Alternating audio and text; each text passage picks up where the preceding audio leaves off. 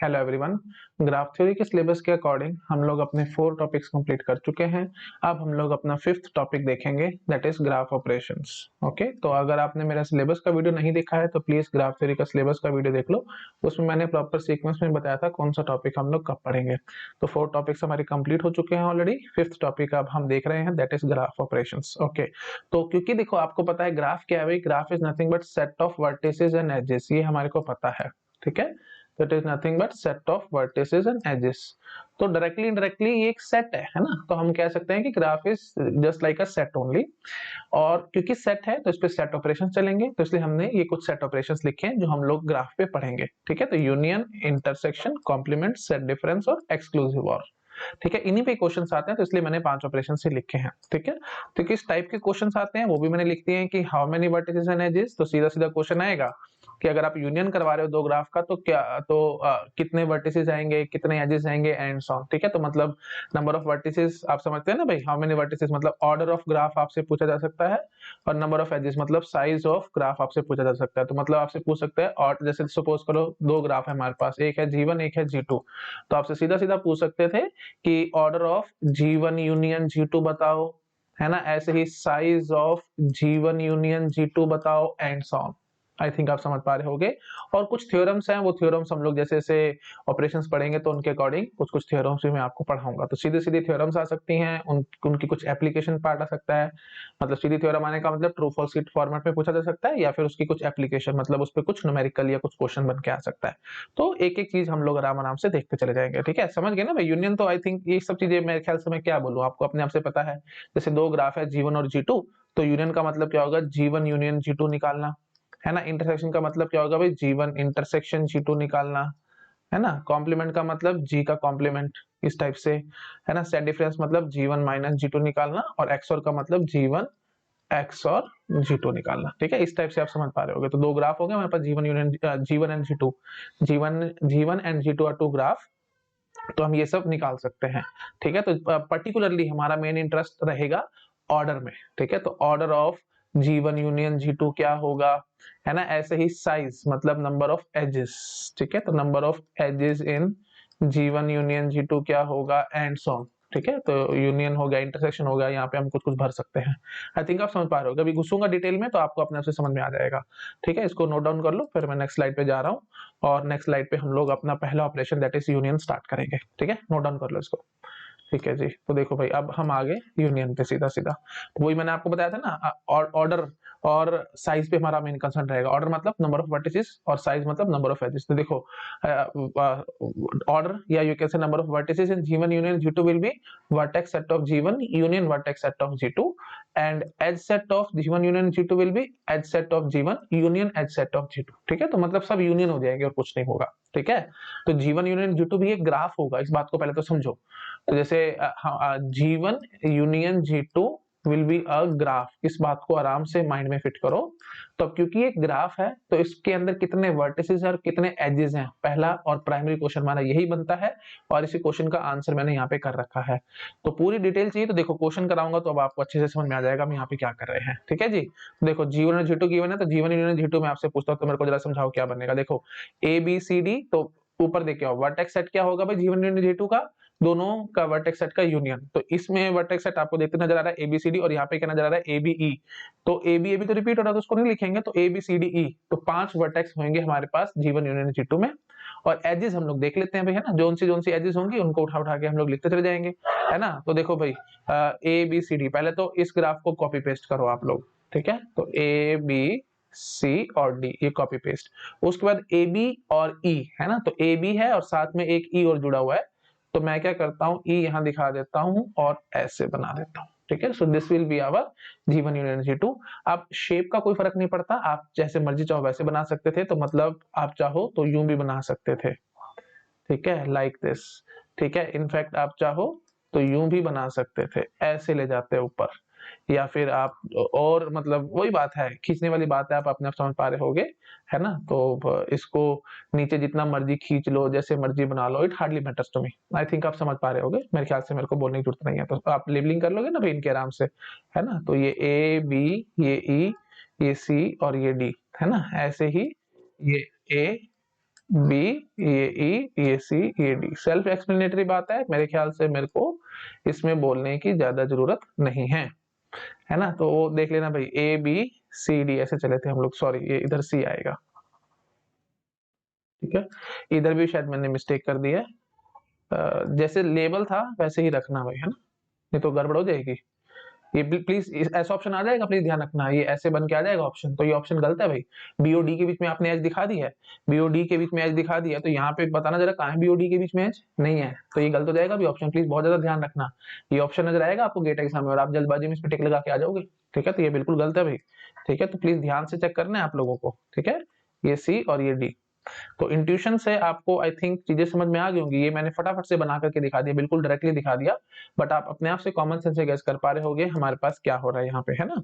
तो जैसे देखो ए बी सी डी ई, तो टोटल 5 वर्टिसेस बनाने थे आपको, मैं स्टेप बाय स्टेप समझाऊं आपको, मैं तो सीधा सीधा बना करके दिखा दिया just to save the time, लेकिन अगर आपको प्रॉपर बनाना है तो मैं ऐसे बना करके दिखाऊंगा। देखो भाई, G1 यूनियन G2 का अब वर्टेक्स सेट क्या होगा भाई, दोनों का वर्टेक्स सेट का यूनियन हो जाता है, तो ए बी सी डी यहाँ पे है और ए बी ई यहाँ पे है, तो हम लिखेंगे भाई ए बी सी डी ई, ठीक है, ए बी सी डी और ये ई, सपोज कर लो ये हो गया ए बी, ठीक है जी, ये हो गया जी सी डी और ये हो गया जी ई, ऐसे, ठीक है। पहले तो वर्टेक्स लिखो, अब एज सेट का यूनियन कर दो, एज सेट मतलब जितने भी एजेस हैं सारे सारे उठा उठा के लिखते जाओ, ए और डी के बीच में एज है, बनाओ भाई यहाँ पे ए और डी के बीच में, सी और डी के बीच में एज है, बनाओ भाई, बी और सी के बीच में एज है, ए और बी के बीच में एज है, अच्छा जी, ए और ई के बीच में एज है, बनाओ भाई ए और ई के बीच में एज, ई और बी के बीच में एज है, बनाओ भाई, ए और बी के बीच में एज है, तो वो ऑलरेडी प्रेजेंट है, तो मैं इसको दोबारा क्यों लिखूं, ठीक है। आई थिंक आप समझ पा रहे होगे मैं क्या कहने की कोशिश कर रहा हूँ, बिल्कुल सिंपल है भाई, है ना। तो ये ऐसा बन के आ रहा है, तो देखो मैंने ऐसा भी आपको बना करके दिखाया है, अच्छा ऐसा नहीं बना करके दिखाया, इसको उल्टा कर दो और क्या होगा, है ना, इसको ट्विस्ट कर दो, इस वाले को ट्विस्ट कर दो तो बन जाएगा, ठीक है। तो आई थिंक सब, और ये सब देखो ये सब एक जैसे हैं, है ना, तो थोड़ा और टेक्निकली बोलो तो these all are isomorphic to each other, isomorphic मतलब सेम, ठीक है। तो शेप मैटर नहीं कर रही, what matters is edge present और नॉट, ठीक है, क्या मैटर कर रहा है, एज प्रेजेंट है या नहीं है, ये मैटर नहीं कर रहा किस तरह की आप शेप बना रहे हो, क्या बना रहे हो, क्या नहीं बना रहे हो, it hardly matters to me, ठीक है। प्लीज बहुत ज्यादा ध्यान रखना इस सब बातों का, बेसिक बेसिक से पॉइंट है, इसमें मेरे ख्याल से मेरे को ज्यादा बोलने की जरूरत नहीं है, ज्यादा टाइम वेस्ट करने की भी जरूरत नहीं है, आप इनको नोट डाउन कर लो, ठीक है। मैं छोटा कर देता हूँ, एक स्क्रीन पे आ गया, फटाफट से नोट डाउन कर लेना। तो जीवन यूनियन G2 मैंने आपको बता दिया, ठीक है जी, आगे बढ़ो फटाफट, यहाँ पे बताओ जरा मेरे को फटाफट से जीवन यूनियन G2 क्या आएगा, है ना। आप प्लीज, अब मैं टाइम पास नहीं करूंगा, आप क्या करो, पहले ये ABCD फटाफट से बना लो एज इट इज, क्योंकि ये तो ऐसे रहना है, उसके बाद इसको हमारे को यूनियन करवाना, तो मैं अभी करा दूंगा, ठीक है। तो पहले मैं ये बना लेता हूँ फटाफट से, जैसे है ना वैसे ही बनाते हैं, थोड़ा जल्दी जल्दी बन जाएगा, ए बी सी और डी, ठीक है। और प्लीज ये पॉइंट भी आपको समझ में आ गया था ना, यहाँ पे मैं गलती से डी लिख गया था, यहाँ पे सी लिख गया था, तो बीडी एज हो जाती है, वो बहुत बड़ी दिक्कत हो जाती है, बीडी एज नहीं थी भाई यहाँ पे कहीं पे भी, चेक कर लेना प्लीज, ये दिक्कत हो जाएगी बहुत बड़ी, ठीक है, ध्यान रखना। हाँ जी, तो ABCD मैंने बना लिया, उसके बाद है जी ए सी और ई, ठीक है, तो ए सी और ई है ना, तो ए सी, तो मतलब अब ऐसे समझो आप, ए और सी के बीच में मेरे को एज बनानी पड़ेगी, ठीक है, और एक वर्टेक्स ई लेना पड़ेगा और फिर एजेस दिखानी पड़ेंगी, तो ई बताओ कहाँ बनाना चाहते हैं, कहाँ बनाना चाहते हैं, तो मैं यहाँ बना देता हूँ, ठीक है, तो ऐसे और ऐसे, ये हो गया जी ई, ठीक है। आप प्लीज वही बात है, खींचने वाली बात है, आप कॉमन सेंस से समझ पा रहे होगे हम क्या कर रहे हैं यहाँ पे, है ना, थोड़ा स्टेप बाय स्टेप दिखाऊं, थोड़ा अच्छा लगेगा आपको, तो वही चीज है भाई यहाँ पे भी, प्लीज वही ABCD E 5 वर्टिसेस हैं, तो 5 वर्टिसेस बनाओ पहले फटाफट, तो समझ में आएगा आपको, ठीक है, ABCD, ठीक है, और सपोज कर लो एक मैंने वर्टेक्स यहाँ पे ई दिखा दिया, ठीक है। अच्छा अब बस फटाफट से एजेस देखते जाओ, ए से बी, बी से सी से डी, डी टू ए से बी एज है तो बना लो फटाफट से, मतलब दोनों में से एक भी जगह एज है तो वो आपको बनानी पड़ेगी, है ना। तो लो जी ये सब बन गई, उसके बाद देखो edge A to C edge है, यहाँ इस ग्राफ के according A to C edge थी, तो बनाओ भाई ए से सी एच, ठीक है। फिर देखो ए से ई और ई टू सी, तो ठीक है जी वो भी बना देते हैं हम, A to E and C to E like this, ठीक है। अब ये टेढ़ी मेढ़ी बन गई है मेरे से, प्लीज आप अपने आप इसको ढंग से बना लेना, आई थिंक समझ में आ गया होगा, मेरे ख्याल से टाइम वेस्ट और कुछ नहीं है, यूनियन करवाना है बस, बार बार समझा रहा हूँ, यूनियन करवा लो, वर्टेक्स सेट का और एज सेट का यूनियन करवा लो बस, और कुछ नहीं करना आपको, ठीक है। तो जो भी एजेस थी यहाँ पे, तो एजेस आप देख पा रहे होगे, A B B C C D E C D D A, है ना, और ए ई ई सी और ए सी, ठीक है, तो ये सब यूनियन करवा ली हमने, तो वो सब बना दिया, आई थिंक समझ पा रहे होगे आप लोग। और मैंने बाय चांस एक जैसा बना दिया, मेरे ख्याल से टाइम पास है। ई को आप उठा करके यहाँ कर सकते हो, बाहर निकाल सकते हो, जहां आपका मन करे वहां निकाल देना। बार बार समझा रहा हूँ, शेप से हमारा कोई मतलब नहीं है, शेप कैसी मर्जी बने, the only thing is edge present होनी चाहिए बस, ठीक है। आई थिंक आप समझ पा रहे होगे, ज्यादा मेरे ख्याल से मेरे को बोलने की जरूरत नहीं है। नेक्स्ट क्वेश्चन देखो भाई, ए बी सी डी और ए ई एफ, ठीक है जी। तो इसके लिए भी करते हैं फटाफट से ए बी सी डी। तो पहले बनाओ फटाफट ए बी सी डी, ठीक है। तो ए बी सी और डी, उसके बाद मैं लिख लेता हूँ एक बार, है ना, वर्टेक्स को लेबल कर लेते हैं, ए बी सी डी, है ना। और क्या है जी, ए ई एफ है यहाँ पे। तो ए हो गया, ई और एफ दो वर्टिसेस और जुड़े हुए हैं, तो कहाँ जोड़ोगे भाई ई एफ, जहाँ, क्योंकि ये ए है ना, तो यही यही लिख लेते हैं, थोड़ा सा अच्छा लगेगा, है ना। तो ये हो गया जी ई, ये हो गया जी एफ, ठीक है। हाँ, तो आप फटाफट से करो, ए टू बी एज है, बना दो। समझ गए ना भाई, देखो हमने क्या किया, पहले वर्टेक्स सेट का यूनियन कर दिया, लो जी मैंने वर्टेक्स सेट का यूनियन कर दिया। अब एज सेट का यूनियन करवाओ, तो मतलब क्या होगा, जो एजेस हैं सारे सारे उठा उठा के लिखते जाओ बस, A B, A to B to C to D to A, अरे भाई ये गंदी होगी, लो, ठीक है जी। हाँ जी, तो ये सब एजेस होगी। उसके बाद फिर A to E, A to E, A to F and F to E, ठीक है। तो आई थिंक समझ में आ गया होगा सबको हम लोग कैसे कर रहे हैं। मेरे ख्याल से मेरे को इसमें टाइम पास करने की बिल्कुल भी जरूरत नहीं है, आप अपने समझ गए होंगे, ठीक है जी। ओके जी, तो चलो, और प्लीज बार बार समझाता हूँ, शेप मैटर नहीं करती, एफ को इधर कर देना, ई को इधर कर देना, कैसे मर्जी घुमा फिरा लेना, इससे मेरे को कोई फर्क नहीं पड़ने वाला। Only thing is edge should be present, ठीक है, दैट्स इट, ठीक है जी। और जो वर्टिसेस हैं वो सारे वर्टिसेस हमारे पास ठीक ठाक होने चाहिए, कोई मिस मत कर देना वर्टेक्स, और कोई एज मिस मत कर देना, बस दैट्स इट। कैसे मर्जी घुमा लो इसको, मेरे को फर्क नहीं पड़ेगा, ठीक है। इसको अब ऐसे ट्विस्ट कर लो, ऐसे ट्विस्ट कर लो, जो आपका मन करे आप अपने आप इसके साथ खेल सकते हो। This should be a toy for you, इसके साथ आपको खेलना आना चाहिए। चलो नेक्स्ट क्वेश्चन आप देखते हैं। हाँ जी, तो इन दोनों का यूनियन करना, देखो ए बी सी डी और ए बी सी। तो देखो भाई इसमें हम क्या करेंगे, देखो तो ए बी सी डी और ए बी सी, तो यूनियन कराओगे तो ए बी सी डी ही आएगा। तो हम बना लेते हैं फटाफट से, ठीक है जी, ए बी सी डी बना लेते हैं। हाँ जी, लेबल भी कर लेते हैं, ए बी सी डी इसी टाइप से करते हैं ताकि थोड़ा सा जल्दी काम हो जाएगा। ए बी सी डी हो गया जी। अच्छा, अब जो एजेस हैं पहले फटाफट से वो कर लो, A to B to C to D, A to D, ठीक है। ये हमने सारी एजेस हो चुकी हैं। अब बी टू सी एज है, देखो आराम से, देखो आराम से, बी टू सी एज है, ठीक है जी, है हमारे पास ऑलरेडी, तो मैं उसको दोबारा क्या करूं, कुछ नहीं कर सकता। ए टू सी एज है तो बना लो भाई ए टू सी एज, और क्या, ए टू सी एच बना ली। ए टू बी एच है तो A to B H already present थी, तो बस हो गया। तो दिस इज योर यूनियन, ठीक है। तो this is union of these two graphs, ठीक है। आई थिंक समझ में आ रहा होगा, ये बिल्कुल मुफ्त के नंबर है, क्वेश्चन है ना, अपने आपको लकी मान के चलना, ये बिल्कुल फ्री के नंबर है, इसमें कुछ नहीं था, कोई टेक्निकलिटी नहीं है, थोड़ा सा आपका बस माइंड चाहिए, आप कर जाओगे। तो ओनली थिंग इज आपको चीजें याद रहनी चाहिए बस, और याद कैसे रहेंगी, बार बार चीजें रिवाइज कर करके, ठीक है जी। चलिए ओके, तो मेरे ख्याल से इसमें मैं टाइम पास नहीं करता। हाँ अच्छा, कई बार क्या होता है, कई बार न्यूमेरिकल टाइप क्वेश्चन आ सकता है, कई बार तो सीधे सीधे ग्राफ दे करके आपसे पूछ सकते थे, G1 यूनियन G2 बताओ एंड सो ऑन। तो अब देखो, और इनफैक्ट ये भी पूछ सकते थे, ये दोनों ग्राफ थे तो G1 यूनियन G2 में वर्टेक्स सेट बताओ, और मतलब वर्टेक्स सेट का साइज बताओ और एज सेट का साइज बताओ, है ना। तो यूं भी पूछा जा सकता था, मतलब ऑर्डर पूछ सकते थे आपसे, है ना। तो अगर मैं इसी ग्राफ में आपसे पूछता order of G1 union G2 बताओ, तो आप मुझे बड़े आराम से बता सकते थे कि वर्टिसेस देख लेंगे, A B C D union A B E, तो कितना बन के आएगा भाई, ए बी सी डी ई। तो order of G1 union G2 will be 5, ठीक है। ऐसे ही edge set of G1 union G2, ठीक है, मतलब size of G1 union G2, size of G1 union G2 will be what, कितनी एजेस हैं, 1 2 3 4, यहाँ पे गिन लो। देखो ये थोड़ा सा बेटर है, क्योंकि यहाँ से ना आप ऐसे गिन के बैठ जाओगे 4 और 3 7, तो वो गलत हो जाएगा।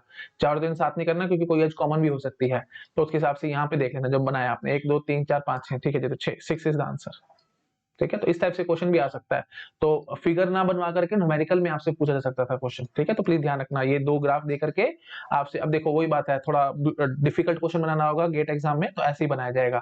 ये तो कोई भी बता देगा यूनियन, हाँ जी ऐसे हो रहा है एंड सो ऑन, तो कॉमन सेंस से भी समझ में आ जाएगा, ऑप्शंस देख करके आप फटाफट से बता दोगे दोनों का यूनियन क्या हो रहा है ना। बट वही बात है, अगर ऐसे पूछ लिया गया कि नंबर ऑफ वर्टिसेस बताओ, नंबर ऑफ एजेस बताओ, तो यहाँ पे शायद स्टूडेंट्स कंफ्यूज हो सकते हैं, तो इस टाइप से भी क्वेश्चन आ सकता है। आई थिंक आप समझ पा रहे होगे मैं क्या कहने की कोशिश कर रहा हूँ। चलो ठीक है जी, कर लिया नोट डाउन। चलो अब देखो, अब मैं ये न्यूमेरिकल आपको समझाता हूँ। देखो न्यूमेरिकल क्या है, छोटा कर देता हूँ, थोड़ा सा दिख जाएगा आपको। हाँ जी, तो देखो भाई, आपको ग्राफ दिए बिना ऐसे पूछ सकते थे कि V1, दो ग्राफ है हमारे पास G1 और G2, तो V1 मतलब वर्टेक्स सेट ऑफ, या यू कैन से order of first graph is 5, order of second graph is 3, है ना। तो V1 इंटरसेक्शन V2 इज 2, तो बताओ भाई V1 यूनियन V2 क्या होगा? तो simple principle of inclusion exclusion है, ये आप जानते हो, आप अपने आप कर सकते हो। तो कितना आंसर आएगा भाई? 5 + 3 - 2 दैट विल बी 6। ठीक है, ये आ जाएगा। और E1 यूनियन E2 का साइज कितना आ जाएगा भाई? है ना, तो 6 + 3 - 1, ये 1 है भाई, है ना, तो 6 + 3 - 1। नहीं पता आपको तो प्रिंसिपल ऑफ इंक्लूजन एक्सक्लूजन की वीडियो देखो भाई सेट थ्योरी में, मैं इतना ज्यादा यहाँ पे टाइम पास नहीं कर सकता। ठीक है, तो आंसर आ जाएगा जी 8। ठीक है, तो ढंग से लिख दो थोड़ा सा, अच्छा लगेगा आपको। क्या आंसर आएगा भाई? 6 + 3 - 1 that is 8 only. I think समझ गए होगे आप लोग।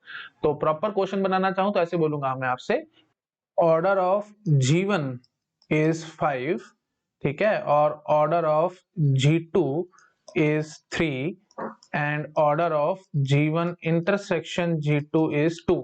ठीक है, तो मैंने पूरा नहीं लिखा है, आप समझ पा रहे होगे ना। तो we have two graph G1 and G2। ठीक है, to graphs G1 and G2, ये हमारे पास गिवन है। ऑर्डर ऑफ G1 5 है, ऑर्डर ऑफ G2 3 है, order of G1 intersection G2 हमारे पास 2 है। तो ये प्रॉपर आपको बता देंगे ना। एक्चुअली ना हर किताब की अलग अलग भाषा होती है ना, मतलब हर एक बुक अपनी अपनी लैंग्वेज यूज करती है। तो ऑर्डर ऑफ G1 = 5 तो कई बारी तो मतलब एक्चुअली स्टैंडर्ड बात है ना, ऑर्डर ऑफ G1 इज 5, नहीं तो प्रॉपर आपको बता देंगे OG1 means order of G1 is 5, या प्रॉपर बोल देंगे कि number of vertices in first graph is 5, number of vertices in second graph is 3 and so on. तो ये तो मैंने रफली लिखा था, है ना, मैंने थोड़ा सा प्रॉपर आपको समझा दिया। ठीक है जी, तो order of G1 is 5, order of G2 is 3, order of G1 intersection G2 is 2। और अब आपसे पूछ सकते थे कि order of G1 union G2 बताओ। ठीक है, तो ये हमारा क्वेश्चन हो जाता, तो ये हमारा आंसर आ जाएगा जी 6। ठीक है, ऐसे ही आपसे पूछ सकते थे कि एज सेट ऑफ G1, है ना, एज सेट ऑफ G1, या you can say size of edge set, थोड़ा अच्छे से बोलें तो size of edge set of G1। ठीक है, दैट इज जो भी हमारे पास गिवन था, क्या गिवन है अभी? 6 है। ठीक है, तो दैट इज 6। तो ऐसे बोल दो या ऐसे बोल दो E1 का साइज। ठीक है, ऐसे, है ना, या फिर वही बात है, आपको याद आ रहा होगा एक्चुअली नोटेशन है अलग अलग। जब मैंने आपको डिग्री ऑफ वर्टिसेस का के बारे में पढ़ाया था, आपको अगर याद नहीं आ रहा तो डिग्री ऑफ वर्टिसेस का मेरा वीडियो देख लो ग्राफ थ्योरी में, मैंने वहां एक्सप्लेन किया था। मैंने एक्चुअली आपको बोला था ये E = है ना साइज ऑफ E1, है ना, that is equal to size of या साइज ऑफ G। ठीक है, तो मतलब अगर हमारे पास कोई ग्राफ G है, उसके अंदर हमारे पास एजेस E है ना, तो हम ऐसे बोल सकते हैं साइज ऑफ G बोल दो ऐसे, या फिर E का ऐसे मॉड लगा के साइज बोल दो, या E बोल दो, एक ही बात थी। तो हम उसको ऐसे रफली मैं ऐसे भी लिख सकता हूँ कि E ऑफ G1। ठीक है, तो कोई ग्राफ है हमारे पास G, तो हम EG ऐसे भी बोल सकते हैं। तो अलग अलग बुक्स की अलग अलग रिप्रेजेंटेशन है, आप जैसे चाहो वैसे रिप्रेजेंट कर सकते हो। और जो भी रिप्रेजेंटेशन होगी गेट एग्जाम में प्रॉपर लिखा हुआ आएगा, तो उसमें आपको घबराने की जरूरत नहीं है कि क्या है और क्या नहीं है, वो प्रॉपर आपको बता देंगे। ठीक है, साइज बोलते हैं, आप समझ जाना भाई नंबर ऑफ एजेस है, शायद ये ना बोले कि साइज एग्जैक्टली क्या मीनिंग होता है, साइज का क्या मीनिंग होता है शायद ये ना बताया जाए। तो आपको अपने आप से समझ में आना चाहिए कि साइज मतलब नंबर ऑफ एजेस होता है। ठीक है जी, है ना, तो फिर ये ऐसे इस टाइप से आपको पता, ये नोटेशन हमने यूज करी थी बहुत बार, आपको याद नहीं आता तो डिग्री ऑफ वर्टिसेस का वीडियो देख लो। ठीक है जी, तो EG1 हमारे पास गिवन है जी 6, है ना, ऐसे ही E ऑफ G2 ये हमारे पास गिवन है से 3, है ना, और आपको ये भी गिवन है E of G1 union G2, sorry E of G1 intersection G2। ठीक है, sorry for that, E of G1 intersection G2 मतलब दो ग्राफ जो थे ना, है ना, उनकी हमने एज सेट का इंटरसेक्शन निकाल के देख लिया है। So it comes out to be 1, और उसका साइज है ना, उसका साइज हमने किया है। तो दो ग्राफ है हमारे पास G1 G2, उनका एज सेट होगा कोई, और उन दोनों एज सेट का इंटरसेक्शन हमने किया और उसका साइज आपको निकाल करके बता दिया। E of G1 intersection G2 is 1। ठीक है, आई थिंक समझ पा रहे होगे, इतना मेरे ख्याल से बोलने की मेरे को जरूरत नहीं थी, बट स्टिल मैंने थोड़ा सा आपको डीप में समझा दिया। ठीक है जी, अच्छा जी, और उसके बाद फिर अब आपसे पूछा क्या जाएगा, E of G1 union G2, है ना, मतलब size of G1 union G2। तो G1 union G2 is a graph, तो उस ग्राफ का एज सेट का साइज आपसे पूछा जा रहा है। तो ये अब आप आराम से बता सकते हैं, जो मैंने आपको ऊपर निकाल के दिखा दिया है। ठीक है, आई थिंक अब आपको एकदम क्रिस्टल क्लियर हो गया होगा ये क्वेश्चन क्या है। मैं एक्चुअली टाइम सेव करना चाहता था, बट स्टिल मैंने थोड़ा सा आपको डीप में समझा दिया कि आपको किसी तरीके का कोई कंफ्यूजन ना रहे माइंड में कि ये एग्जैक्टली यहाँ पे क्या चल रहा है। ठीक है, तो हमारे पास दो ग्राफ थे G1 और G2, वो पहले का ऑर्डर हमारे पास गिवन था, दूसरे का ऑर्डर गिवन था, और G1 इंटरसेक्शन G2, क्योंकि G1 इंटरसेक्शन G2 भी एक ग्राफ है, तो उसका ऑर्डर आपको दे दिया गया, दैट इज 2। ठीक है, तो अब आपसे पूछा गया कि G1 यूनियन G2 का ऑर्डर बताओ, तो वो हम मैथमेटिकली आराम से प्रिंसिपल ऑफ इंक्लूजन एक्सक्लूजन से निकाल के दिखा सकते हैं। अभी आपको बहुत ऑब्वियस लग रहा है और बहुत सिंपल लग रहा है, बट अगर आपने चीजें रिवाइज नहीं कर रखी तो शायद 2-3 महीने बाद मैं आपसे पूछूंगा तो आपको ये कुछ भी याद नहीं आएगा, तो इसलिए प्लीज इसको ढंग से एक बार पढ़ लेना। ठीक है, भूलना मत, और ये सिंपल सिंपल क्वेश्चन है, बिल्कुल फ्री का नंबर आपको देके जाएंगे, गेट एग्जाम में शायद कंफ्यूजन आ जाए, इस बात को प्लीज ध्यान रखना। ठीक है जी, तो ऐसे तो आपको इंपॉसिबल क्वेश्चन लगेगा कि ऑर्डर ऑफ एक ग्राफ का ऑर्डर गिवन है, दूसरे ग्राफ का ऑर्डर गिवन है और G1 इंटरसेक्शन G2 का ऑर्डर गिवन है, तो G1 यूनियन G2 का ऑर्डर कैसे निकालें? ठीक है, तो वही बात है, प्रिंसिपल ऑफ इंक्लूजन एक्सक्लूजन से हम डायरेक्टली निकाल सकते हैं। ठीक है जी, आई थिंक मैंने काफी बार बोल दिया, आपको क्लियर हो गया होगा। मैं छोटा कर देता हूँ, आप आराम से ये एक स्क्रीन पे आ जाएगा, तो आप इसको नोट डाउन कर लो और फिर हम लोग नेक्स्ट डेफिनेशन पे जंप करते हैं। देखो इंटरसेक्शन क्या कहता है, बहुत सिंपल है, जैसे यूनियन था वैसे इंटरसेक्शन है। हाँ जी, तो vertex set of G1 intersection G2 will be obviously vertex set of G1 intersection vertex set of G2, जैसे यूनियन था वैसे इंटरसेक्शन चल रहा है। Edge set of G1 intersection G2 will be what, edge set of G1 intersection edge set of G2। ठीक है, बिल्कुल दोनों इंटरसेक्ट हो जाएंगे। तो अब वही बात है, सीधा क्वेश्चन करो ना, टाइम वेस्ट क्यों करते हो, है ना। तो ABCD और यहाँ पे ABC है, तो इंटरसेक्शन में वर्टिसेस आ जाएंगे यही A B और C। ठीक है, तो ABCD और यहाँ पे ABC, तो इंटरसेक्शन में ABCD आ जाए, ABC आ जाएगा दोनों का इंटरसेक्शन। हाँ जी, तो A से D एज है यहाँ पे, अच्छा D तो है ही नहीं, तो D की तो बात ही खत्म करो। तो A से B एज है और B से C एज है, तो A से B और B से C, तो ठीक है जी, A से B और B से C, लो जी, ये आ गया हमारे पास G1 इंटरसेक्शन G2, बिल्कुल फ्री के नंबर है, देख पा रहे हो, इसमें मेरे ख्याल से कोई टेक्निकलिटी नहीं थी। फिर भी एक बार और बोल देता हूँ, D क्योंकि हमारे पास आया ही नहीं है, तो D वर्टेक्स नहीं है, तो उसकी एजेस भी ऑब्वियसली उड़ जाएंगे, है ना। तो ADCD की बात ही मत करना, तो AB की बात करो, AB देखो यहाँ पे है, BC की बात करो, BC भी देखो यहाँ पे है, तो AB और BC हमने लगा दिया, बस दैट्स इट। अगला क्वेश्चन करो फटाफट। हाँ जी, तो ABCD और ACE है ना, तो A और C ओनली दो वर्टिसेस कॉमन है, A एंड C ओनली, तो लो जी A एंड C है ना, और कोई वर्टेक्स कॉमन नहीं है। अच्छा जी, तो यहाँ पे A से C एज है, बट यहाँ पे A और A से C एज नहीं है, तो एज सेट का जब हम इंटरसेक्शन कर रहे होंगे तो कॉमन पार्ट तो कुछ आया ही नहीं, है ना। तो आई थिंक आप समझ पा रहे होगे, यही बन के आएगा, and this is nothing but, आपको याद आ रहा होगा phi2, है ना, that is null graph of two vertices. phi2 मतलब क्या हुआ, मैंने बस रिप्रेजेंटेशन लिख दी, अगर आपको ये नहीं पता phi2 एंड सो ऑन, तो प्लीज आप मेरे स्पेशल ग्राफ का वीडियो देखो, मैंने वहां सारा एक्सप्लेन कर रखा है, मैंने आपको बताया था रिप्रेजेंटेशन है, कुछ नहीं है। हाँ जी, तो null graph of two vertices, null graph of two vertices, ठीक है जी, तो ये बन के आ गया हमारे पास। ठीक है जी, ओके जी, उसके बाद नेक्स्ट देखो भाई, है ना, तो ABCD और FCE, हाँ जी, तो इन दोनों में क्या कॉमन है अभी, पहले तो वर्टिसेस देखो भाई, वर्टिसेस ओनली एक कॉमन है, दैट इज C। ठीक है, तो ऑब्वियस सी बात है भाई, अब एज तो कोई बनने वाली, एक ही वर्टेक्स है, सिंपल ग्राफ की हम कहानी कर रहे हैं भाई, है ना, मैं बार बार समझाता हूँ आपको। तो ठीक है जी, तो क्योंकि कुछ ना कहा जाए तो सब कुछ सिंपल ग्राफ में चल रहा है ना। हाँ जी, तो ये सब ऑपरेशन हम लोग सिंपल ग्राफ में ही कर रहे हैं। ठीक है जी, तो C आ जाएगा बस, और कुछ नहीं। ठीक है, तो ये क्या आ गया भाई, phi1 आ गया, और क्या। ठीक है, so this is nothing but phi1। ठीक है, that is null graph of one vertex, null graph of one vertex. ठीक है जी, नेक्स्ट देखो भाई। हाँ जी, तो ABCD और EFG, तो इनमें तो कुछ भी कॉमन नहीं है, तो कुछ भी नहीं आएगा, that means G1 intersection G2 is not defined. Please ये बात बहुत ज्यादा ध्यान रखनी है आपको, गेट एग्जाम में क्वेश्चन आ सकता है, G1 union G2 is always defined, है ना, क्योंकि G1 कोई ग्राफ गिवन है, G2 भी कोई ग्राफ गिवन है, तो यूनियन करवाओगे तो वर्टेक्स सेट का यूनियन होगा। ठीक है, तो ऑब्वियस सी बात है, G1 union G2 will be always defined, but G1 intersection G2 may not be defined. कई बार ऐसा हो सकता है कि डिफाइन ना हो, और कब डिफाइन नहीं होगा, जब ऑब्वियस, क्योंकि देखो आपको याद आ रहा होगा, मैंने आपको बताया था, सबसे छोटे से छोटा ग्राफ जो बनेगा उसमें कम से कम एक वर्टेक्स तो चाहिए, बिना वर्टेक्स के ग्राफ बनाने का कोई मतलब नहीं बनता, that is not a graph. ठीक है, वो सब इमेजिनेशन का खेल है। हाँ जी, तो मेन बात क्या है, हमारे को कम से कम एक वर्टेक्स तो चाहिए ही चाहिए ग्राफ में। ठीक है, तो अब हो सकता है कि जब हमने G1 इंटरसेक्शन G2 करा तो एक भी वर्टेक्स ना आए, और जब एक भी वर्टेक्स नहीं आएगा तो हम क्या बोलेंगे भाई, G1 intersection G2 is not defined. ठीक है, बहुत ज्यादा ध्यान रखना है इस बात का आपको। और कब डिफाइंड नहीं होगा, जब दो ग्राफ G1 और G2 वर्टेक्स डिसजॉइंट हुए हमारे पास। वर्टेक्स डिसजॉइंट का मतलब क्या होगा, दोनों में कोई भी वर्टेक्स कॉमन नहीं है। अगर ऐसा कुछ सिनेरियो होगा तो G1 इंटरसेक्शन G2 डिफाइंड नहीं होगा। हाँ, बट G1 यूनियन G2 तो हर केस में डिफाइंड होगा। अब कुछ भी कॉमन ना होता तो ठीक है, हम ऐसे ही बोल देते। अब देखो, मैं अगर आपको बोल देता कि G1 यूनियन G2 बताओ, तो कुछ नहीं है भाई, सेम टू सेम ग्राफ आप बना के आ जाओ, बस डिस्कनेक्टेड ग्राफ हो जाएगा वो, और क्या होगा, यही का यही एज इट इज आ जाएगा भाई। ठीक है, तो चाहिए तो मैं एक बार बना के दिखा देता हूँ, लो फटाफट से, ये लो, है ना, तो यही आ जाएगा भाई, ABCDEFG, तो इसको एज ए सिंगल ग्राफ मानो आप। ठीक है, the only thing is what, ये कनेक्टेड नहीं है, डिस्कनेक्टेड हो गया, तो उसमें क्या टेंशन है आपको, ग्राफ तो बना है ना, बस दैट्स इट। ठीक है, तो G1 union G2 is always defined, इसमें हमारे को कोई टेंशन नहीं है।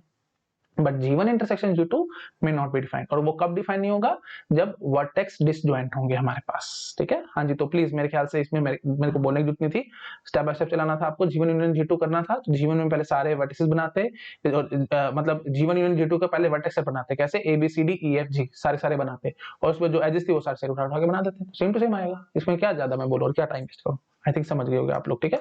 अब आते हैं अभी नोट पे जो मैंने पॉइंट्स लिखे हैं, फटाफट से इनको पढ़ते हैं। Union of two graph is always exist, but intersection of two graph may or may not exist, है ना, यही मैंने अभी आपको पॉइंट बताया है ना। हाँ जी, उसके बाद नेक्स्ट पॉइंट देखो। हाँ जी, तो नेक्स्ट पॉइंट क्या है, G1 intersection G2 exist if and only if vertex set of G1 intersection vertex set of G2 is not equal to 5।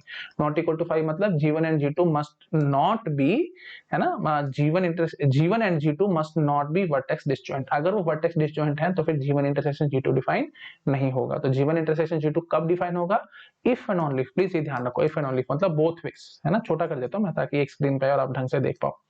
हाँ जी, तो G1 intersection G2 exist if and only if vertex set of G1 intersection vertex set of G2 is not equal to 5, मतलब vertex disjoint ना हो, ठीक है। तो मतलब G1 and G2 must not be vertex disjoint. I think समझ पा रहे होगे आप लोग। हाँ जी, उसके बाद आगे देखो क्या लिखा है मैंने, G1 intersection G2 may exist if EG1 intersection EG2 is equal to 5। G1 and G2 can be edge disjoint also, मतलब edge disjoint हो सकते हैं वो, है ना। ये देखो मैंने ये लिखा है, E मतलब edge set of G1 intersection edge set of G2 is equal to 5।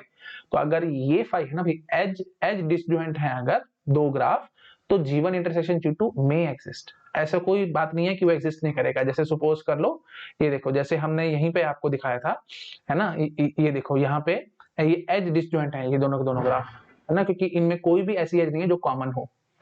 I think आप समझ पा रहे होगे, but still G1 intersection G2 define हो गया। सिमिलरली यहाँ पे भी देखो भाई, यहाँ पे भी कोई एज कॉमन नहीं है। देखो आराम से देखो, AB BC CD AD ये है एजेस, और यहाँ पे AE AC और AE, सो AC AE और EC कुछ भी कॉमन नहीं है, कोई भी एज कॉमन नहीं है इनमें, बट स्टिल हमारा G1 इंटरसेक्शन G2 डिफाइन हो गया। तो अगर एज डिसजॉइंट होंगे तो नल ग्राफ आएगा, इतना बात आपको याद रखनी है, ठीक है। तो अगर दो ग्राफ है G1 G2 और वो एज डिसजॉइंट है तो नल ग्राफ पैदा हो जाएगा, ठीक है। बट वही बात है, हो सकता है, कब हो सकता है, जब इनमें कुछ ना कुछ वर्टेक्स कॉमन तो हो। अगर वर्टेक्स कॉमन ना हो तो फिर तो वो डिफाइन ही नहीं होगा। आई थिंक आप समझ पा रहे होगे, मेरे ख्याल से मेरे को ज्यादा कॉम्प्लेक्स करने की जरूरत नहीं है, आप समझ पा रहे होगे, है ना। हाँ जी, तो प्लीज ध्यान रखना G1, तो इसलिए मैंने देखो ये देखो मैं दूसरा कलर यूज करता हूँ ताकि थोड़ा सा आपको ढंग से दिख जाए, है ना। मैंने क्या लिखा है, देखो G1 intersection G2 may exist, please ये ध्यान रखना, may exist if EG1 intersection EG2 is equal to 5, ठीक है। अब जैसे देखो यहाँ पे आप चेक करो, ये भी तो एज डिसजॉइंट है दोनों के दोनों, बट यहाँ पे तो G1 इंटरसेक्शन G2 डिफाइन ही नहीं हुआ था। समझ पा रहे हो कि नहीं। तो एज डिसजॉइंट होगा अगर, तो G1 इंटरसेक्शन G2 डिफाइन हो भी सकता है और नहीं भी हो सकता, लेकिन इतना तय है कि अगर G1 इंटरसेक्शन G2 डिफाइन होगा तो वो नल ग्राफ बन के आएगा, ठीक है। हाँ, बट अगर वर्टेक्स डिसजॉइंट हुए दो ग्राफ, मतलब G1 एंड G2 और वर्टेक्स डिसजॉइंट, उस केस में भाई इंटरसेक्शन हमारा डिफाइन ही नहीं होगा। आई थिंक आप समझ पा रहे होगे मैं क्या कहने की कोशिश कर रहा हूँ। मेरे ख्याल से मेरे को ज्यादा इस पे टाइम पास नहीं करना चाहिए, ठीक है जी। तो क्लियर हो गया होगा सब लोगों को, तो ठीक है जी। तो ये इफ एंड ओनली वाली बात याद ध्यान रखना। देखो if and only both way सही है ना। तो अगर वर्टेक्स डिसजॉइंट होंगे, बस सिंपल बात इतनी याद रखना, G1 एज डिसजॉइंट होने से हमारा कोई मतलब ही नहीं है। तो G1 इंटरसेक्शन G2 सिर्फ तब एग्जिस्ट करेगा जब दो ग्राफ वर्टेक्स डिसजॉइंट होंगे, मतलब दो ग्राफ वर्टेक्स डिसजॉइंट नहीं होने चाहिए, ठीक है। G1 intersection G2 exist if and only if these two graphs G1 and G2 are not vertex disjoint। तो अगर वो vertex disjoint निकल आए तो भी G1 इंटरसेक्शन G2 डिफाइन नहीं होने वाला, क्योंकि वर्टेक्स डिस्टेंट होने का मतलब कॉमन पार्ट जब हम कर रहे होंगे तो उसमें कोई वर्टेक्स आएगा नहीं, तो फिर ग्राफ कैसे बनेगा भाई वो, है ना। आई थिंक आप समझ पा रहे होगे। तो G1 इंटरसेक्शन G2 का कंसर्न सिर्फ वर्टेक्स डिसजॉइंटनेस से है, एज डिसजॉइंटनेस से नहीं है। तो G1 इंटरसेक्शन G2 में, तो अगर ऐसे सीधा क्वेश्चन आ सकता है कि से two graph G1 and G2 are edge disjoint, that means what, G1 intersection G2 will exist और मे एग्जिस्ट, किस पे टिक लगाओगे, मे एग्जिस्ट, ठीक है। तो प्लीज ये ध्यान रखना भाई, मैं पॉइंट्स में बोलता चला जा रहा हूँ, तो मैं देख लेता हूँ क्वेश्चन नहीं है। हाँ ठीक है, क्वेश्चन नहीं है तो मैं लिख देता हूँ, मैंने नहीं लिखा ये क्वेश्चन। हाँ तो देखो अब मैं क्या बोलूंगा कि two graphs G1 and G2 are edge disjoint, then G1 intersection G2, A option आएगा exists, या अच्छे से लिखे तो always exist या may exist, ऑलवेज एग्जिस्ट्स या बी ऑप्शन मे एग्जिस्ट। तो मे एग्जिस्ट पे टिक लगेगा भाई, है ना। कोई जरूरी नहीं कि हो ही हो, क्योंकि आपको वर्टेक्स डिसजॉइंटनेस के बारे में इसने कुछ नहीं बताया। अगर वो वर्टेक्स डिसजॉइंट निकले तो फिर एग्जिस्ट नहीं करेगा, है ना। बट अगर वर्टेक्स डिसजॉइंट निकल आए तो एग्जिस्ट नहीं करेगा, अगर वर्टेक्स डिसजॉइंट ना निकले तो फिर एग्जिस्ट करेगा ही करेगा, ठीक है। और उस केस में वो नल ग्राफ बन के आएगा।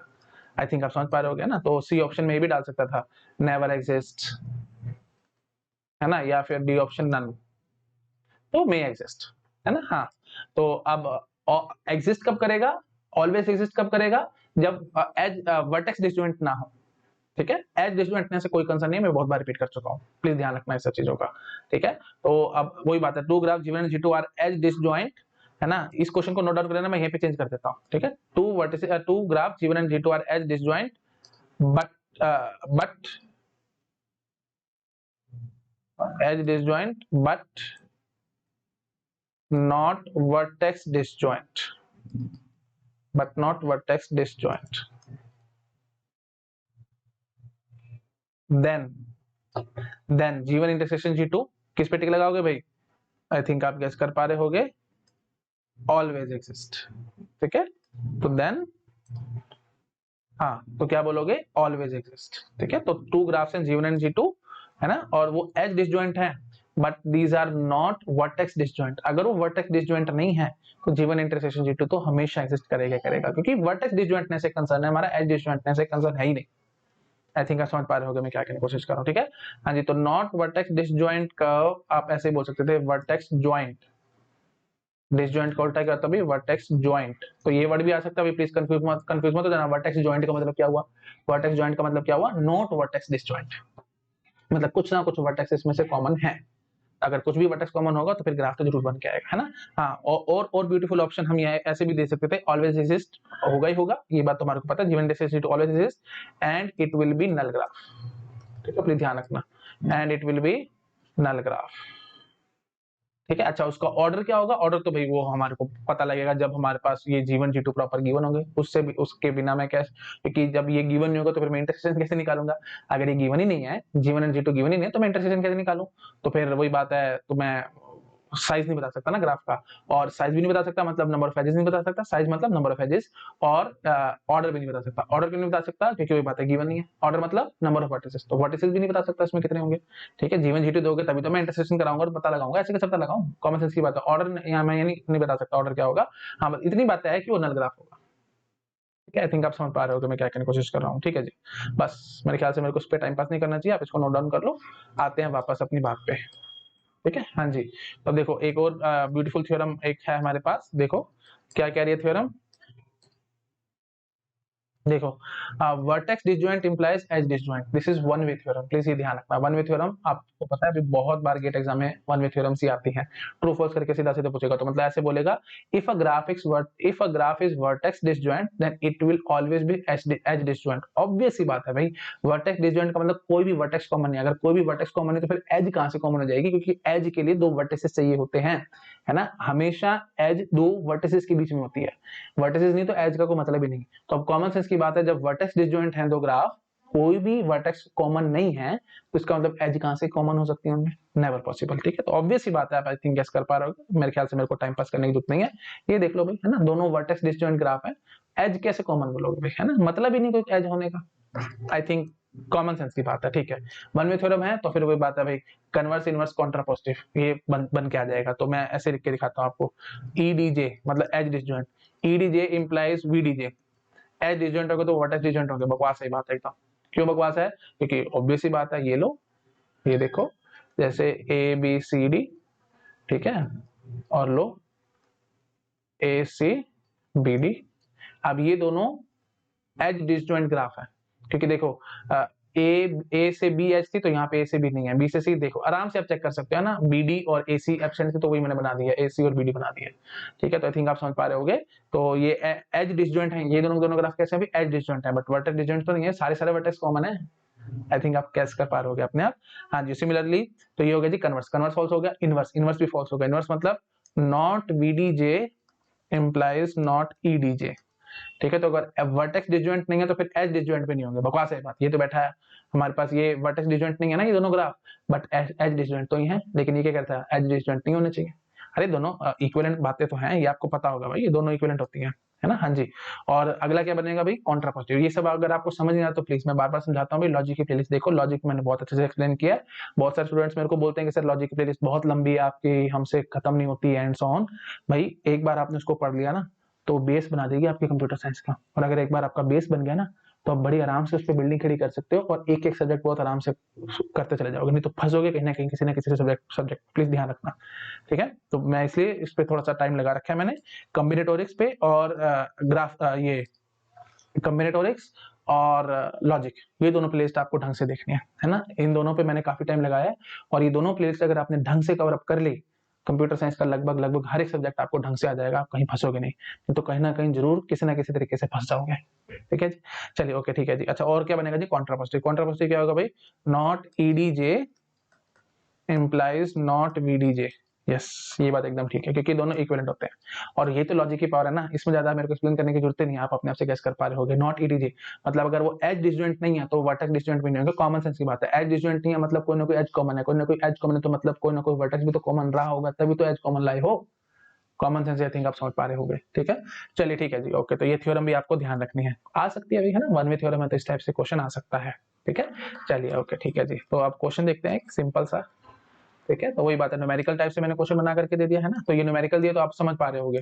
तो जैसे हमने यहाँ पे ये इंटरसेक्शन करके दिखाया था आपको, तो क्वेश्चन आ सकता है कि आप हमारे को यू कैन से ऑर्डर बताओ, है ना। तो ऑर्डर ऑफ, सीधा सीधा पूछा जा सकता था order of G1 intersection G2 बताओ भाई यहाँ पे, तो आप आराम से देख करके बता सकते हो 3 आएगा, है ना। क्यों 3 आएगा, क्योंकि कितने वर्टिसेस कॉमन है वो हम चेक कर सकते हैं। ऐसे ही साइज पूछा जा सकता था, है ना, तो मतलब E of G1 intersection G2 size बताओ भाई, है ना, तो आप वो भी बता दोगे, 2 आएगा, है ना, क्योंकि 2 एजेस कॉमन थी एंड सो। तो न्यूमेरिकल भी आ सकता है इस टाइप से, जैसे मैंने आपको यूनियन में बताया था ऐसे मैंने यहाँ बता दिया, ठीक है जी। चलो ओके, तो अब हम आते हैं जी नीचे, तो ये क्वेश्चन कर लेते हैं फटाफट से। V1 है 5, V2 है 3, तो V1 यूनियन V2 है 6, तो V1 इंटरसेक्शन V2 आपसे पूछ रहा है। बहुत सिंपल बात है भाई, कोई principle of inclusion exclusion. V1 intersection V2 का साइज क्या होगा भाई, V1 का साइज प्लस V2 का size minus V1 union V2 का साइज। मेरे ख्याल से इसमें मेरे कुछ बोलने की जरूरत नहीं है, इसको इधर करते थे तो वही प्रिंसिपल ऑफ इंक्लूजन एक्सक्लूजन वही आपका यूनियन वाला फॉर्मूला होता था, तो इनको इधर इसको इधर कर दिया एंड सो ऑन, सब बन जाएगा। क्या आप मेरे से बुलवा रहे हैं, आपको सब पता है, ठीक है जी। तो 5 + 3 - 6, तो 2 इज द आंसर, ठीक है। तो अब आपसे पूछा जा सकता था कि हमारे पास 2 ग्राफ हैं G1 एंड G2, मैंने प्रॉपर क्वेश्चन नहीं लिखा, आप समझ पा रहे होगे। We have 2 graph G1 and G2, ठीक है। तो order of G1 is 5, order of G2 is 3, है ना। Order of G1 union G2 is 6, ठीक है। Order of G1 union G2 is 6, ठीक है। आई थिंक समझ पा रहे होगे आप लोग, है ना। तो ऑर्डर ऑफ ऐसे प्रॉपर अब मैं क्या लिखूं, आप समझ पा रहे हो ना भाई, है ना। तो पूछा जाता है order of G1 union G2 is 6, और अब आपसे सीधा सीधा पूछेंगे कि what is the order of G1 intersection G2, तो मुफ्त के नंबर है, बिल्कुल फ्री के नंबर है ना, तो सीधा आप निकाल सकते थे 2 आएगा। सिमिलरली ये भी हमारे पास है ना, तो आपसे पूछ सकते थे size of G1 is 6, size of G2 is 3, है ना। तो what is the end size of G1 union G2 is 8, तो what is the size of G1 intersection G2, तो size of G1 intersection G2 will B that is nothing but E1 intersection E2 का size, ठीक है। तो please मेरे ख्याल से मेरे को बोलने की जरूरत नहीं है, 6 + 3 - 8 that is 1, this is the answer. Direct question है, बिल्कुल मुफ्त के नंबर है, ज्यादा मेरे ख्याल से मेरे को बोलने की जरूरत नहीं है, आपको अपने आप से क्लियर हो रहा होगा हम यहाँ पे क्या कर रहे हैं, ठीक है जी। वीडियो बहुत ज्यादा लंबा होगा, मैं टाइम पास नहीं करना चाहता, आपको समझ में आ रहा होगा। E1 इंटरसेक्शन E2 का size that will be 6 + 3 - 8 that will be 1 only, ठीक है। हाँ जी, तो इसको मैं कैसे बोल सकता था, E of G1 intersection G2, या बोल सकता था size of G1 intersection G2, तो that will be 1 only. Numerical format में क्वेश्चन आ सकते हैं, मेरे ख्याल से मैंने काफी बार बोल दिया, आपको क्लियर हो गया होगा, ठीक है जी। मैं एक स्क्रीन पे कर देता हूँ, आप चीजों को नोट डाउन कर लो फटाफट से, ठीक है। इंटरसेक्शन शुरू करो फटाफट से, मेरे ख्याल से मैंने काफी टाइम वैसे आपको दे दिया है, तो आप क्या करो, लो भाई यहाँ से शुरू करो फटाफट, यहाँ तक नोट डाउन करो, ठीक है। उसके बाद अभी इसको छोड़ो, इस वाले पार्ट को पहले नोट डाउन करो, ये इंपॉर्टेंट था।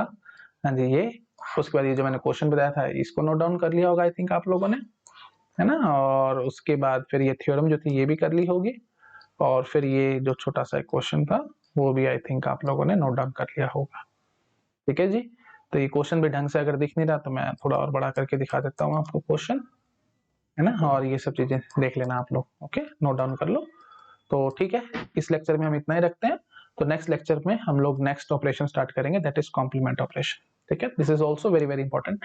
अगर कॉम्प्लीमेंट ऑपरेशन ही इनमें से जो मैंने देखो ये आपको ऑपरेशन बताए हैं ना, है ना, ये देखो जो हमने 5 ऑपरेशन देखने हैं, तो इसमें से सबसे इंपॉर्टेंट ऑपरेशन कॉम्प्लीमेंट है।